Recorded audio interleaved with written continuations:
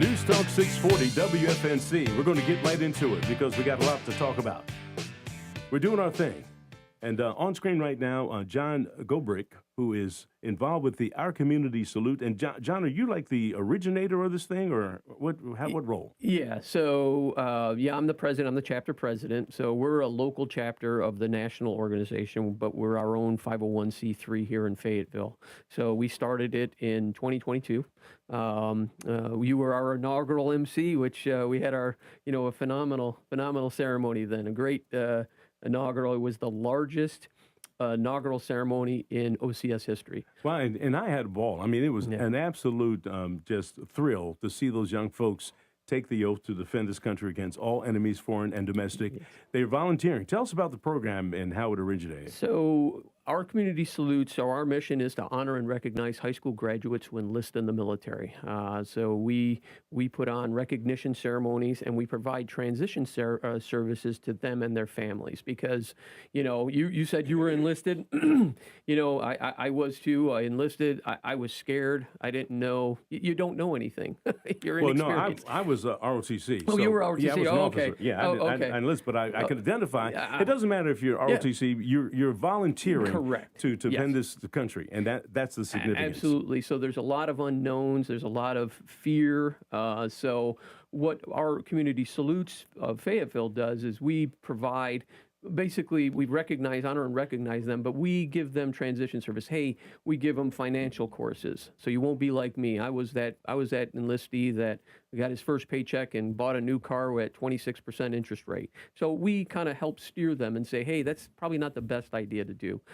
We give them, support services to help them in their transition. But more importantly, I believe, is we help the families because that mom and dad, they're in the unknown. And so they're always, we get a lot of questions. Is my son or daughter, are they making the right choice? And so we have our volunteers and the teams in these ceremonies to help assuage those fears. We help talk to them and say, hey, they're doing the right thing. They're going to be okay. Now, you're not here by yourself. You bought some reinforcements. Absolutely. Who do we have here with us? Well, thank you, Gilbert. My name is Jeff Etienne. I appreciate the invite. So what I do, basically, I'm the public affairs media coordinator. And like my friend John was saying, is what we want to do, we want to advertise to the community what's out there. So what I do is I bring a lot of media outlets like yourself. So thank you very much for bringing us live. So people know what's going on with our community salutes. So I have other venues that come out there to support us. So like City View comes out there and they publish for us. We have Up and Coming Weekly. We have Fayetteville Observer. So this is really good for us because what we want people to know is these students out there, that high school students, they're doing good things. They're volunteering, especially during this time right now, especially during this time.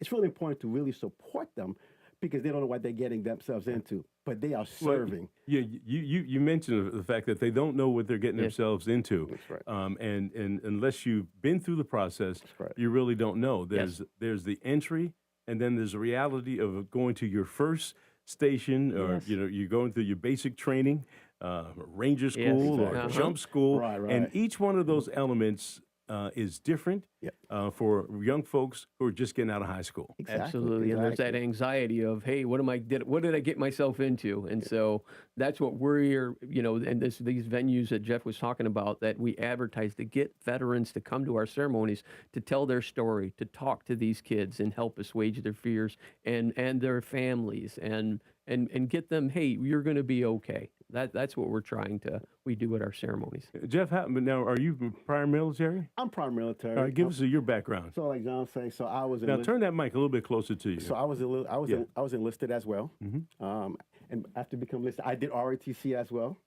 and then after ROTC got commissioned, and in fact, the backstory had John and I went to school together, to OBC Officer Basic School together. Yes. Is that right? A long time ago. A long time. All I can say is... Not too long. It was just yesterday. Yeah, and you guys didn't know each other at the time and didn't know that your path was crossed. Right? Isn't that amazing? It's amazing. It's a small world. He's the only person that I've known at Officer Basic course that I still communicate with. And then look at our paths together. Wow, here you are. And then I can say, Gilbert, really, so what I forgot to mention is Methodist University has done a great job sponsoring us. In the past, we used to have it at the Crown. and we changed the venue to Methodist University. So they've done a lot to support us because we're a nonprofit, like John was saying. So they've done a lot of stuff as far as donations to really help us out. So we really got to give a shout out to Methodist University to sponsoring this for us. And why do we make the change?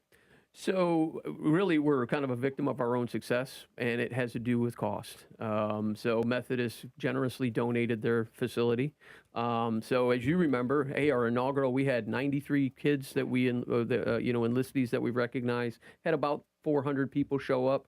This year, we're planning on 200 enlistees, and we're expecting 1,000 people. Wow. So our venue requirements have expanded. It's a good thing.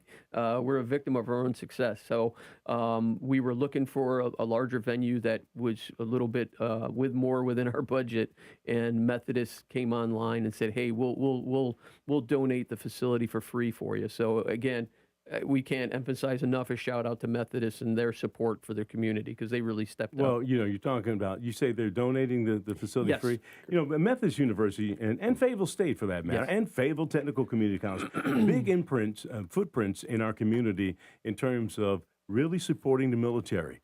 And we see that. I'm sure they're glad to have the attention there. And last weekend they had a open house for high school students and everything. So that's how you get recognized, I guess. Absolutely, and it's they put their money where their mouth is. And they there's a lot of organizations out there that say, hey, we support the military, but when it comes down to, hey, can we support, sponsor? Hey, it's $1,000, it's $1,500. Well, we're all donations, so the events are free to the public. So it comes out of local organizations, everything. So Methodist said, "Hey, we'll provide you the venue, which is huge." They're also donating, refreshments and things of that nature. So it is just a huge. So we can put everything else into getting these enlistees recognized in the veterans. Well, I've got the flyer here that outlines it. 4th Annual High School Enlistee Recognition Ceremony, May 6th, going to be happening at Methodist University, Huff Hall, 5400 Ramsey Street. They should have a beautiful campus up there. It is gorgeous. It is beautiful. Yeah, so they have a little security that you have to go through in order to get on the campus, but it's I'm not going to say it's minimal. It's security to make sure things are okay. But you want to make sure you have enough time to get there. Registration starts at 6. Correct. And then the ceremony starts at 7 o'clock. So May 6th means that we probably have another time to maybe get you guys back here to remind folks. And Jeff, I know that's got to be a big deal to you as a public relations person to make sure you get as many opportunities to talk about this. What do you want to tell folks in terms of being involved with it? What do they have to do in terms? Is there anything they can do in advance, or is there still time to donate? What your thoughts? Yes, there's still time to donate. You can always donate.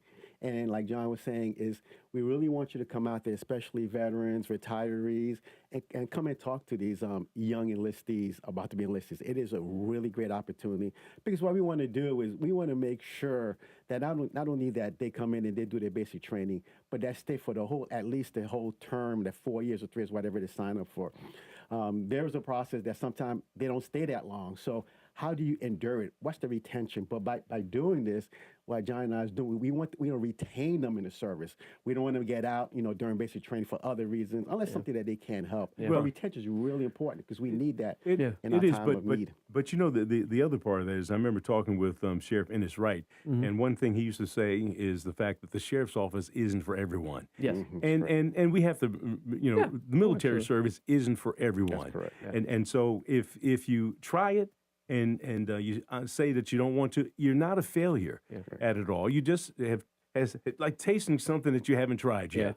At least you've given it a try and hopefully what you're saying is you want them to give their best shot at it. And so preparation is both physical and mental. Talk about that a little bit in terms of your enlistments and saying how old were you, John, when you said, hey? I was 18. 18. I graduated high school, and Now the question is, do you have anyone else in your family who's connected to the service? So my father was well, it's kind of funny. So my great-grandfather, my grandfather, and my father all joined the Navy, and then I went in the Army. Oh boy, I bet you caught it, didn't you? I did. How about for you, Jeff? Do you have any connection? It's funny, John, I have like similarities. So I joined in at 17, so 1 week after high school graduation. So my background is my dad. My dad was a Haitian Air Force pilot. So the only reason why I didn't go to Air Force because he went to the Air Force. I want to do something different, and I joined the Army.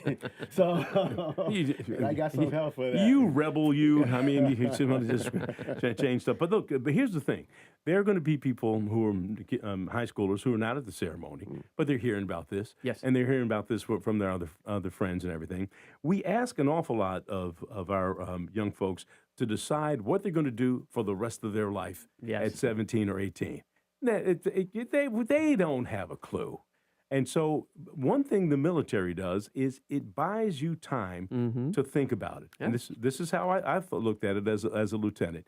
And I remember graduating from Central State University. I had no money, and I became a second lieutenant with good credit. All of a sudden, I was able to buy a car, and like you said, almost immediately. But more importantly than that, at my first duty station here at Fort Bragg at 35th Signal, you end up as an officer anyway, in charge of a lot of things: men, money, time, equipment, and you have to learn real quickly how to manage. And what I learned very quickly as a lieutenant is make sure you understand to let those NCOs run what's going on, because they are the ones who've been there for some time, and learn from that. Yes. And you can make changes, but you don't change things overnight. Yeah. And so I apply that even now as a civilian in my life. If I go to a new job and I'm in charge of something, I don't try to make any changes. Right, Kenny?